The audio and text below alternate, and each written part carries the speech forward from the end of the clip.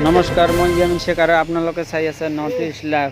আজি লক্ষীগঞ্জ বজাৰৰ পৰা বাকমাৰী যোৱা পথটো পুনৰ নিৰ্মাণ কাম আৰম্ভ হ'ব। ইয়াতে উপস্থিত থাকিব বিলাসীপাৰা পূব সমষ্টিৰ বিধায়ক অশোক। আপোনালোকৰ উপস্থিতি একান্তভাৱে কামনা কৰা হ'ল। মই আকৌ কৈছোঁ, লক্ষীগঞ্জৰ পৰা বাকমাৰী বজাৰলৈ যোৱা পথটো বহুদিনৰ পৰা ভাঙি চলি আছে, য'ত যোৱা অহাত বহুত অসুবিধা হৈ আছে। যাতায়াত বহুত অসুবিধা হৈছে। সেইকাৰণে বিধায়ক অশোক কুমাৰ সিঙে আজি আমাৰ এই পথটো পুনৰ নিৰ্মাণৰ আধাৰশিলা স্থাপন কৰিব ৰাতিপুৱা 10 বজাত। আপোনালোকে উপস্থিতি একান্তভাৱে কামনা কৰিলোঁ। এইখিনি কৈ ইয়াতে সামৰিলোঁ। ধন্যবাদ। ভিডিঅ'টো যদি ভাল লাগে অতি সোনকালে শ্বেয়াৰ কৰিব।